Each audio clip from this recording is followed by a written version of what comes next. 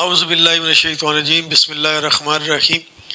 Part 2 میں آپ نے مسلم لیگ کے قیام کی جو وجہ تھی وہ آپ نے سنی، ڈاکٹر صاحب کے بیان کو سنا، آپ نے غور سے سنا ہوگا۔ اب اس کی وجہ جو بنی ہے، تیسرا جو ہمارا پارٹ ہے، اس میں علامہ اقبال کا کیا کردار تھا۔ تقسیم ہندوستان کی جب تحریک شروع ہوئی ہے تو علامہ اقبال نے کیا محسوس کیا، اور انہوں نے اس میں تقسیم میں علامہ اقبال صاحب نے جو کردار ادا کیا، مسلمانوں میں ایک روح پھونکی، اور یہ کردار آپ ڈاکٹر صاحب کی اس پارٹ 3 میں آپ سنیں، جو ہمارا پارٹ تیسرا ہے۔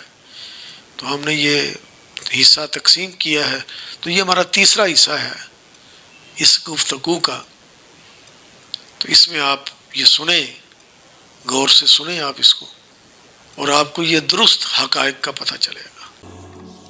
وہاں سے جب یہ واپس آئے ہیں تو اب نوٹ کیجئے 1908 سے 1930 تک یہ جو 22 برس ہیں، علامہ اقبال نے کیا کیا نوٹ کیجئے۔ وہ آپ جانتے بھی ہیں، میں صرف گنوا رہا ہوں۔ اسلام کے نظام فکر اور فلسفہ اور حکمت کو بیان کیا، اپنی شاعری کے ذریعے سے بھی، اپنی نثر کے ذریعے سے بھی۔ قرآن کی ایک نہایت جدید اور بہت عمدہ تفسیر، اگرچہ تفسیر کے نام سے آپ کو کہیں تفسیر اقبال نہیں ملے گی، لیکن کلام اقبال خود تفسیر ہے۔ خود دعویٰ کرتا ہے کہ میرے پیغام میں سوائے قرآن کے اور کچھ نہیں ہے۔ گر دلم آئی نئے بے جوہرست، ورب حرفم غیر قرآن مزمرست، پردہ ناموس فکرم چاک کن، ای خیابہ راز خارم پاک کن۔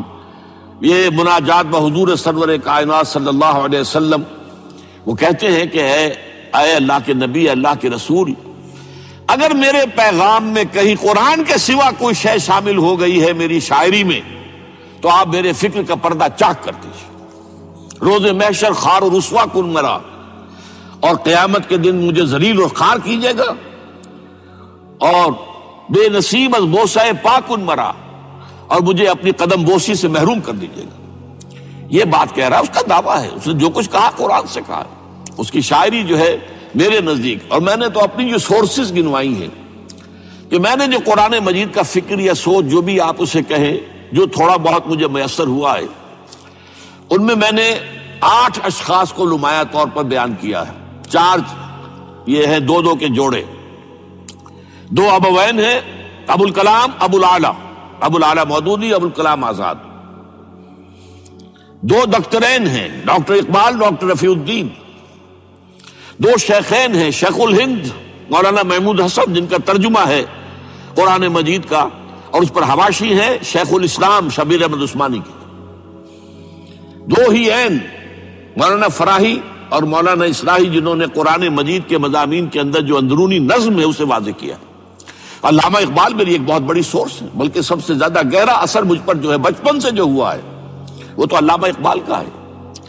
5ویں جماعت کا طالب علم تھا جب ان کا یہ شعر میرے ذہن میں کہیں چپک کر رہ گیا ہے، جواب شکوہ کا، وہ زمانے میں معزز تھے مسلمان ہو کر، اور تم خوار ہوئے تارک قرآن ہو کر۔ پھر علامہ اقبال نے مغربی فکر پر شدید تنقید کی، بہت بڑا ناقد، اور خاص طور پر مغربی تہذیب جو ہے اس کی نفی کی۔ یہ سارا کام کیا، اور اس سب سے بڑھ کر وہ تجدید ملت اسلامی کا علمبردار بن سامنے آیا۔ اس نے خوشخبری دی کہ دنیا میں اسلام کے غلبے کا دور آنے والا ہے۔ ملت اسلامیہ جو اس وقت دبی ہوئی ہے، پسی ہوئی ہے، پوری دنیا میں پامال ہے۔ آپ کو معلوم ہے کہ پہلی جنگ عظیم کے بعد کیا صورت ہو گئی تھی؟ سلطنت عثمانیہ کے جب دھجیاں بکھیر دی گئی، اور کولونیل امپیریلزم جو ہے پورے عالم اسلام پر حکمران تھا، پورا عالم اسلام جو ہے محکوم۔ اگرچہ یہ دبے ہوئے ہیں، پسے ہوئے ہیں، گرے ہوئے، لیکن ان کا دوبارہ غلبہ ہوگا، یہ ابھریں گے، ملت اسلامیہ کی تجدید ہوگی، اسلام کی نشأت ثانیہ ہوگی۔ اسلام کے روشن مستقبل کے مبشر بن کر علامہ اقبال سامنے آئے۔ اور ایک اور جو بہت بڑا کام کیا، وہ وہی وطنی قومیت کی شدید نفی، بلکہ شدید کا لفظ بھی کافی نہیں ہے، شدید ترین نفی کی ہے۔ اس لیے کہ اس وقت وطنی قومیت جو ہے اس وقت مسلمانوں کو اپنے اندر انگلف کرنے کے لیے پوری قوت کے ساتھ زور لگا رہی تھی۔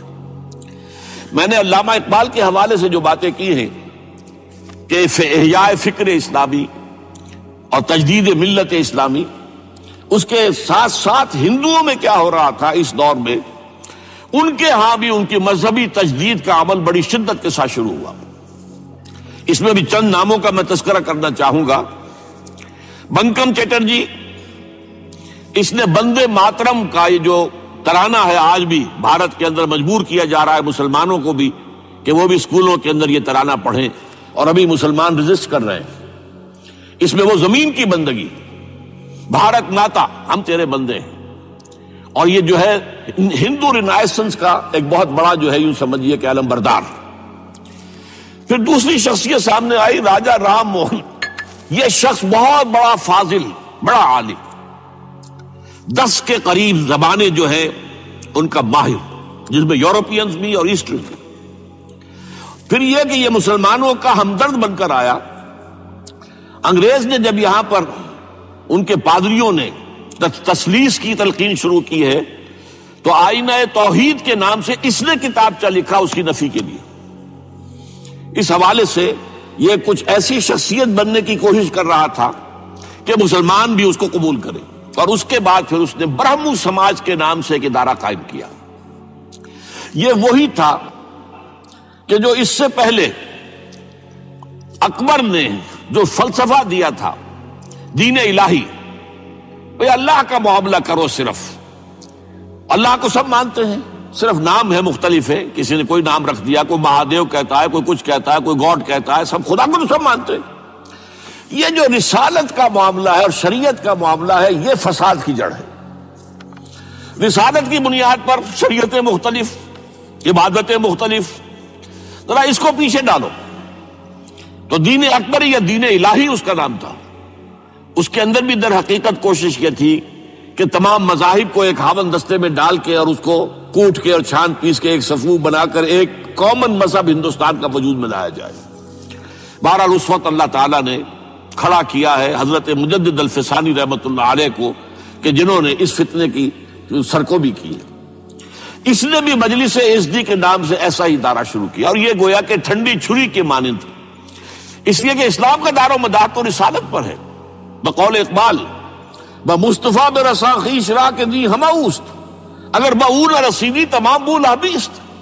اسلام کا تو سارا معاملہ، دین جو ہے اس کا سارا جو مدار، دار و مدار ہے، وہ رسالت پر ہے، نبوت پر ہے، اسی پر شریعت کا سارا دار و مدار ہے۔ رسالت سے کاٹ دیجئے، حدیث سے کاٹ دیجئے، سنت سے کاٹ دیجئے، تو پھر قرآن کو پھر موم کی ناک بنا کر جو چاہیں آپ تعبیر کر لیں، جو چاہیں تشریح کر لیں، جدھر چاہیں اسے موم کی ناک کی طرح بوڑ کر لے جائیں۔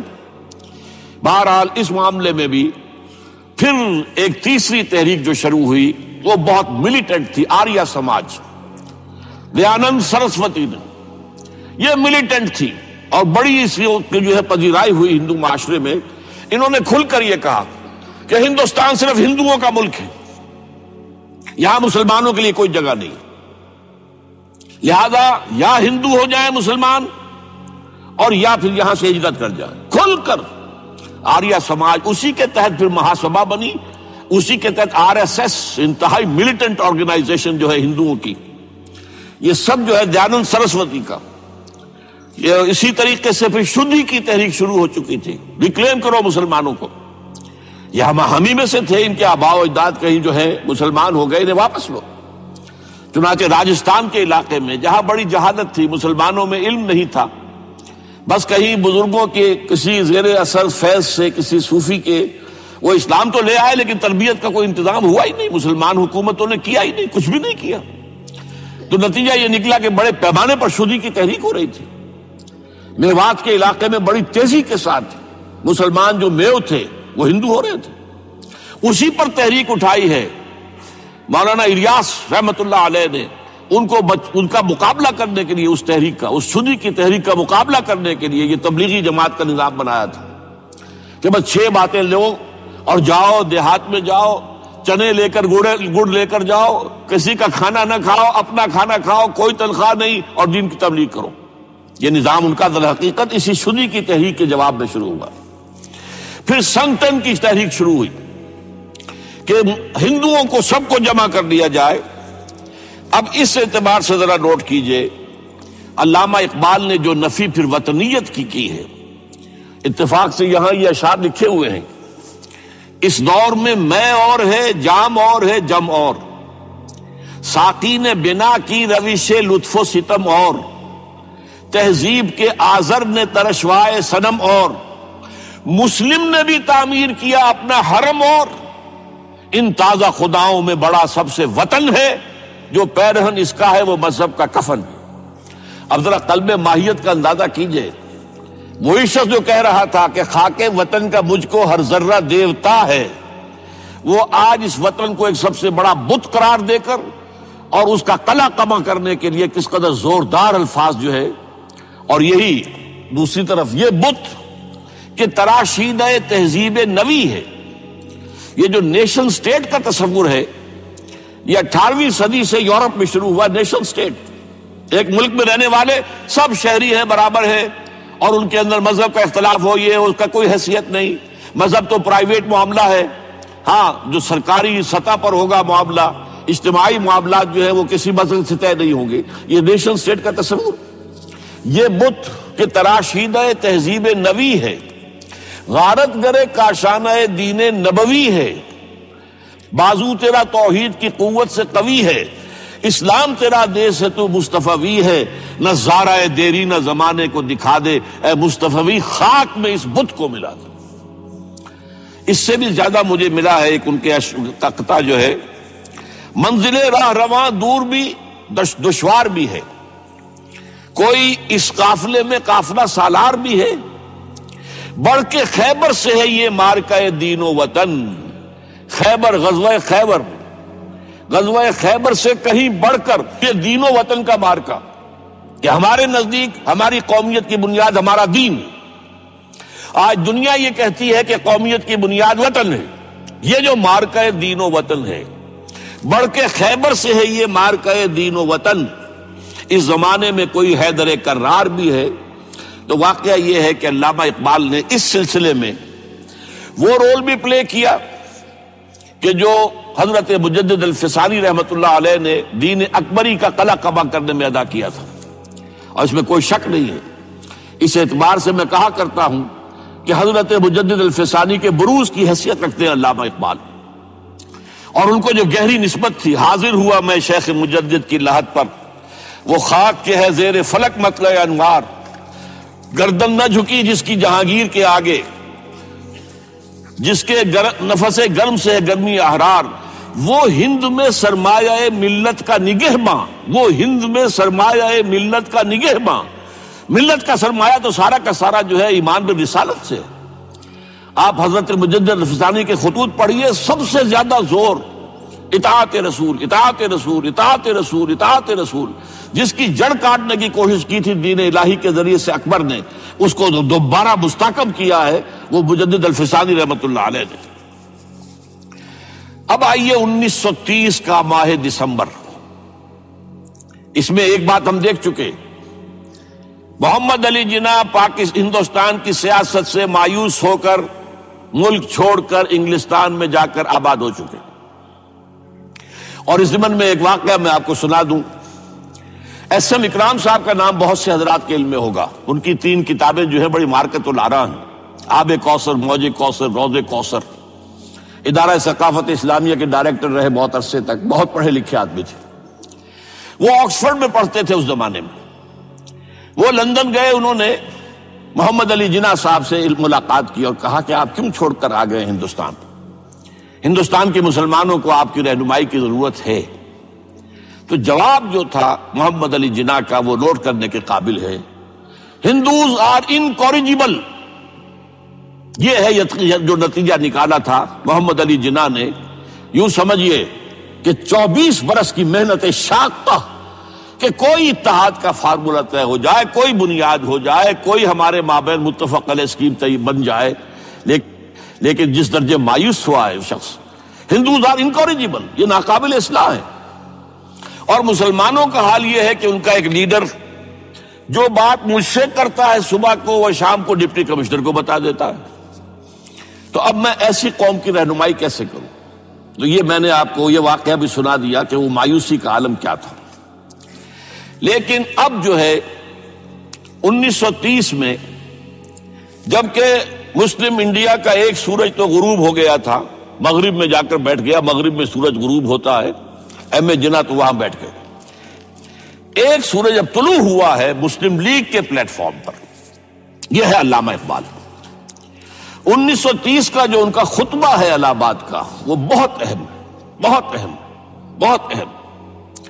ایک تو یہ کہ انہوں نے اپنی شاعری کے ذریعے سے وطنیت کی جو نفی کی تھی اور مسلم قومیت کا جو اس بات کیا تھا، اسے ایک فلسفیانہ انداز میں سوشیولوجی، عمرانیات کے مسلمہ اصولوں کی روشنی میں جس طریقے سے مدلل بیان کیا ہے، اس اعتبار سے وہ ایک بہت قیمتی دستاویز ہے.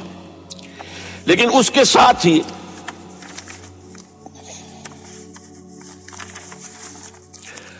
انہوں نے ایک تجویز پیش کی، وہ اور یوں بھی کہیے کہ ایک پیشن گوئی کی. وہ پیشن گوئی یہ تھی کہ ہندوستان کے شمال مغرب میں ایک مسلمان ریاست قائم ہوگی، اور پھر یہ بھی کہا میں مطالبہ کرتا ہوں کہ وہ قائم ہو. البتہ اس میں بعض لوگ جو ہیں اس پر یہ تنقید کرتے ہیں کہ علامہ اقبال نے تو یہ کہا تھا I would like to see the Punjab, the northwest frontier province, Sindh and Balochistan amalgamated into a single state. Self-government within the British Empire or without the British Empire. The formation of a consolidated northwest Indian Muslim state appears to me to be the final destiny of the Muslims, at least of northwest India. اس پہ اعتراض یہ کیا جاتا ہے کہ علامہ اقبال نے تو ہندوستان کے اندر برطانیہ کے حکومت کے اندر کے لیے تجویز دی تھی، لیکن یہ بات غلط ہے. اصل میں نوٹ یہ کیجئے کہ 1930 تک تو اس کا کوئی امکان ہی نظر نہیں آتا تھا کہ انگریز ہندوستان چھوڑ کے چلا جائے گا. تو اس وقت تک کے لیے ان کی تجویز یہ تھی کہ ہندوستان میں ایک صوبہ بنا دیا جائے، یہ آج کا پاکستان، یا یوں سمجھیے کہ جو کچھ عرصے پہلے 1 یونٹ بنا تھا. برٹش انڈیا میں بھی یہ 1 یونٹ کی حیثیت سے ایک سٹیٹ بن جائے، تاکہ اس علاقے میں مسلمانوں کے اندر جو کچھ قومیتی کچھ تھوڑا تھوڑا فرق ہے، کلچر کا فرق ہے، کچھ ان طرح کی چیزیں، زبانوں کا فرق ہے، تو یہ جو ہے مل جل کر ان کے اندر ایک قوم کا تصور جو ہے باقاعدہ پیدا ہو جائے. اسی لیے وہ کہتے ہیں I demand the formation of a consolidated Muslim state in the best interest of India and Islam.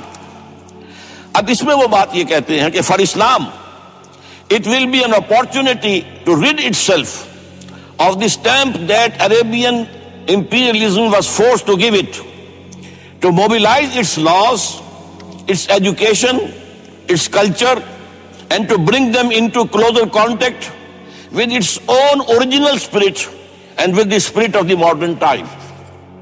وہ کہتے ہیں کہ اگر ایسا ہو گیا، ایک تو یہ کہ ڈیسٹنی ہے، ہوگا، رہے گا، شمال مغربی ہند کے اندر ایک مسلمان ریاست قائم ہو کر رہے گی. اب یہ پروفیسی بھی تھی، پیشن گوئی، اور یہ بھی کہ میں مطالبہ کرتا ہوں، ایک تجویز بھی تھی.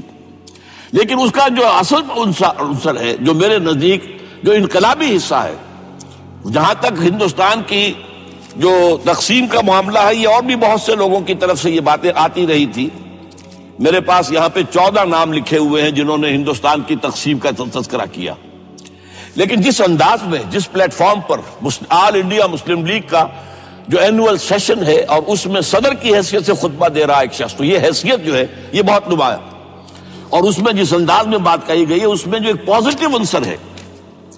اگر ایسا ہو گیا، ایک نارتھ ویسٹ آف انڈیا میں مسلمان ریاست قائم ہو گئی، تو ہمیں ایک موقع مل جائے گا کہ عرب امپیریلزم، اب نوٹ کیجئے عرب امپیریلزم سے مراد کیا ہے؟ عربوں کا دور ملوکیت. اس سے پہلا کیا تھا؟ خلافت راشدہ، اصل اسلام. دور بنو امیہ تو اصل اسلام نہیں تھا، حکومتی سطح پر تو بالکل اسلام نہیں تھا. وہی دور ہے جس میں کہ سانحہ کربلا ہوا ہے، واقعہ ہرہ ہوا ہے، ظلم کی انتہا ہوئی ہے، سینکڑوں تابعین کو حجاج ابن یوسف نے شہید کیا ہے. اس کو حدیث کے اندر بھی کہا گیا ہے ملکن اعظم، کاٹ کھانے والی ملوکیت. اس کے بعد جو ہے دور آیا ہے بنو عباس کا، وہ محل بنے ہیں شاندار، جو ہے جو بھی بادشاہوں کے ہاں ہوتا تھا وہ سارا کا سارا معاملہ آیا ہے۔ تو اب دنیا اسلام کو ان کے آئینے میں دیکھتی ہے، وہ سمجھتی ہے یہ اسلام ہے، لہذا اس میں تو کوئی شے ایسی نہیں ہے جو اٹریکٹ کر سکے، جو کسی قوم کو اسلام کی طرف جو ہے وہ کھینچ سکے۔ تو یہ جو امپریشن ہے جو کہ اس دور ملوک کی عرب امپیریلزم کا لفظ استعمال کیا ہے، اسلام کے چہرے پر جو بدنما داغ اور دھبے آ گئے ہیں انہیں ہٹا کر وہ جو اس کی اوریجنل پیورٹی ہے، اور ظاہر بات ہے کہ دور ملوکیت سے پہلے خلافت راشدہ، تو گویا کہ اس میں اگرچہ نام خلافت راشدہ کا نہیں لیا گیا ہے لیکن یہ ہے کہ بات مراد وہی ہے، لیکن اور اس میں بھی جو بڑی حکیمانہ بات ہے کہ ہم اس کو bring them into closer contact with its old original spirit, جو اصل اسلام کی اصل روح ہے، and with the spirit of the modern times, اس زمانے کے جو تقاضے ہیں ان کے مطابق اجتہاد کے دروازے کو کھول کر اور ہم ایک ایسا نظام جو ہے وہ یہاں پر قائم کریں۔